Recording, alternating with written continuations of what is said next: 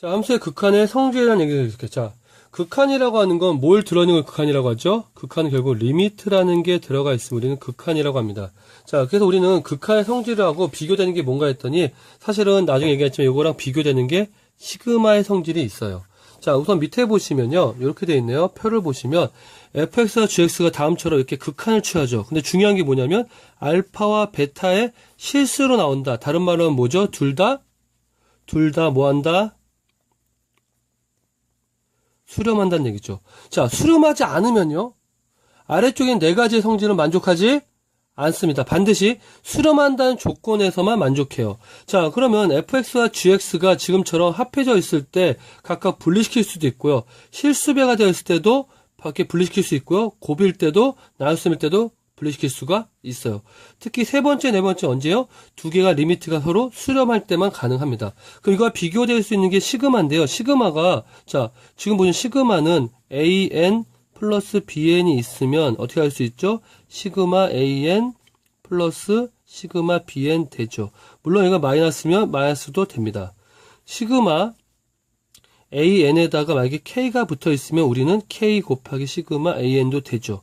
자, 그런데 시그마 an 곱하기 시그마 bn은 시그마 an, 시그마 bn 돼요? 안 돼요? 절대로 안 돼요. 이거 꼭 비교하시고요. 자, 곱하기가 안 되면 당연히 an분의 bn분의 an이라고 치면 자, 요것도 시그마 an, 시그마 bn이라면 요것도 나누기도 되지 않아요. 그래서 요거 두 개는 안 된다는 거 같이 비교해서 이해하시면 좋을 것 같습니다. 자, 그래서 우리는 문제에서 보시면 어떠한 합차와 실수 다 되는데 중요한 건 뭐예요? 자, 극한을 이용하지 않고도 우리는 계산할 수가 있다. 결국 우리는 사치현상에 다 된다. 언제? 함수의 극한일 때, 뭐 할 때? 대신 뭐 할 때만? 수렴할 때만. 수렴하지 않으면 되지 않습니다. 됐습니까? 자, 그럼 넘어갈까요? 자, 넘어가시면 이제 극한값 계산하는 건데요. 자, 극한값을 계산할 때 우리는 일단 크게 두 가지가 있어요. 자, 우선은 크게 뭐가 있냐면, 자, 첫 번째는요, 인수분해를 해서 통해 풉니다. 자, 근데요, 제가 방법은 두 가지 써놓은 다음에 극한을 어떻게 시작할지 다 설명해 드릴게요. 두 번째는 뭐냐면, 로피탈이라는 계산식을 통해서 해결하기도 합니다. 자, 근데 인수분해를 왜 하냐면은, 일단 첫 번째면요, 극한값은 결국 먼저 맨 처음에 보면 꼴부터 보셔야 돼요, 꼴. 자, 그러면 극한값 계산하려고 할 때 그 꼴을 보면 인수분해를 하는 목적은 딱 하나입니다. 아마 물어보시면 꼴이 어떤 꼴이 제일 많냐면 분모도 0, 분자도 0인 꼴이 나와요. 그럴 때 우리는 인수분해 했을 때 자, 분모랑 분자가 0이라면 둘 중에 뭐가 일단 0이면 안 되죠? 우리가 알다시피 모든 수는 뭐가 0이면 안 된다? 분모가 0이면 안 된다. 그래서 인수분해에서 우리 목적은 딱 하나입니다. 분모가 0이 되는 거 어떻게 하면 돼요? 제거하는 게 목적입니다. 됐습니까? 자, 그래서 일단 극한값의 계산에서 첫 번째는 분모 분자 모두 0인 꼴이 일단 대표적으로 나올 거라서 그걸 먼저 설명을 드리고 또 하나 설명드리면 꼴을 보시면 무한대분의 무한대 꼴이 나올 겁니다. 이때는 우리가 앞에서 배웠던 짱의 법칙을 이용해서 문제를 푸시면 좀 더 쉽게 풀 수가 있을 겁니다. 자, 그럼 넘어가 볼까요?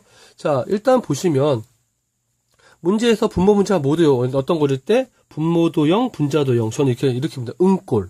그래서 분모 분자 가도 어떻게 인수분해 해가지고 결국 약분을 통해 극한값을 구한다 돼 있죠. 자, 약분해서 뭘 만든다? 분모가 0이 되는 걸 어떻게 한다고요?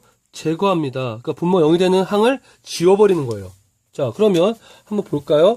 문제 보시면 오른쪽에 위에 보시면 지금처럼 x가 2로 가죠. 일단 뭐부터 하자? 우리 극한문과 하려면 꼴부터 보자. 그럼 x가 2로 가면 분모 얼로 가? 0으로 가. 분모 분자 얼로 가? 0으로 가. 일단 꼴을 확인했어. 인수분해한 다음에 보니까 x 약분했어. 왜 x 없앨까? x가 2로 갔을 때 분모가 뭐가 되니까? 0이 되니까. 그럼 분모 0인 항을 지우고 나면 지금처럼 이렇게 극한값이 나오는 거죠. 자, 그 다음에 우리는 앞에서 배웠지만 수열의 극한 나온 것처럼 근호 뭐죠? 루트가 나오면 일단 유리화를 하는데 이때는 제일 중요한 건 뭐냐면 무조건 유리화하는 것도 중요하지만 때로는 꼴부터 확인하는 게 좋아요. 왜? 일단 무슨 꼴이 되는지 분모 분자가 모두 0꼴이 되는지부터 확인하셔야 됩니다. 그냥 꼴을 확인하지 않고 무조건 유리화만 하다 보면 가끔씩은 문제에서 의도적으로 무조건 유리화를 하겠구나 싶어가지고 유리화하지 않고 풀 수 있는 문제를 낼 수도 있기 때문입니다. 이해하셨나요? 자, 그러면 분모 분자가 모두 0인 걸 확인했더니 유리화 시켜갖고 결국 목적은 뭐예요? x가 0으로 갔을 때 분모가 0이 되는 게 요거죠. 그럼 분모가 0이 되는 걸 어쨌든 지우기 위해서 유리화를 하든 인수분해를 하는 겁니다. 자, 분모 분자가 모두 무한대 꼴일 때 우리는 이때 뭘 산다? 짱의 법칙. 자, 짱의 법칙 혹시 못 들은 친구들은요, 아주 간단하게 할게요. 분모와 분자에서 큰 놈만 살아남는다. 다른 말로 하면 분모와 분자에 큰 놈은 뭐가 있냐면 첫 번째는 최고차항 또는 분모 분자의 뭐죠? 밑이 큰 항. 그래서 이 두 가지만 살아남는다고 보시면 되는데, 물론 지금 보신 것처럼 분모 분자의 최고차항으로 나눠가지고 결국은 이게 0이 되게 만드는 것도 좋지만, 여러분 문제를 좀 더 잘 풀기 위해서는 좀 더 이런 계산법을 간단히 가져간 것도 연습을 할 필요가 있습니다. 됐습니까? 자, 그 다음에 특히 마이너스 무한대일 때는 이렇게 놓고 푸는다. 자, 무슨 말이냐? 이게 제일 중요한 말인데요.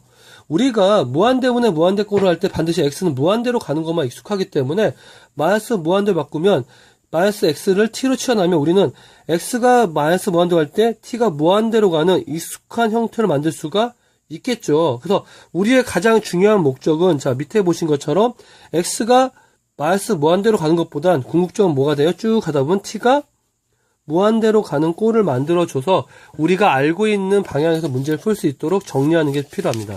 자, 그 다음에 넘어가시면 나머지 꼴이 나오는데요. 자, 무한대 마이너스 무한대 꼴이 나온다. 아시다시피 이건 어떻게 해줘요? 이때는 유리화를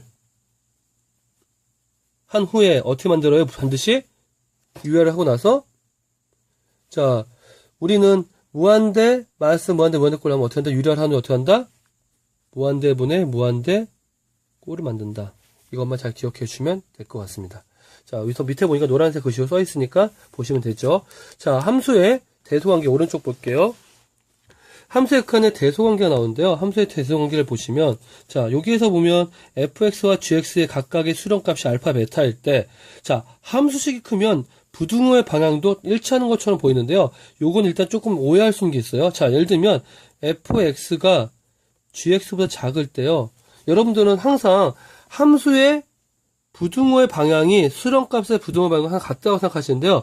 요거는 이렇게 이해하시면 더 좋습니다. fx가 gx보다 작을 때 리미트 x가 a로 갈 때 fx와 자, 좀 써놓을게요. 리미트 x가 a로 갈 때 gx가 있다고 치면 자, 당연히 gx의 수렴값이 클 수도 있지만 때로는 어떻게 할 수 있어요?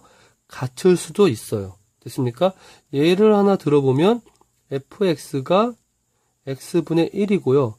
gx가 x분의 2라고 친다면 그때 만약에 a가 무한대라면 이렇게 같아지는 경우도 생길 수가 있기 때문에 여러분들이 꼭 항상 함수의 방향이 그 수렴값의 부등호의 방향과 같다고 보시지 않으셔도 될 것 같습니다. 자, 그다음에 두 번째 보시면 fx, gx, 그다음에 hx가 있는데요. 사실 물어보는 건 hx의 극한값인데요. 이건 언제 쓰냐?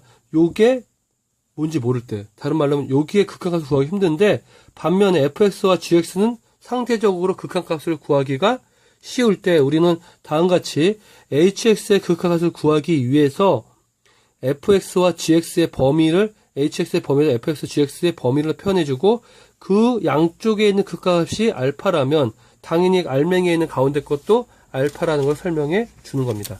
자, 그 다음에 나와 있는 게 미정계수 열정인데요. 그 얘기는 좀 더 심도 있게 얘기를 하겠습니다.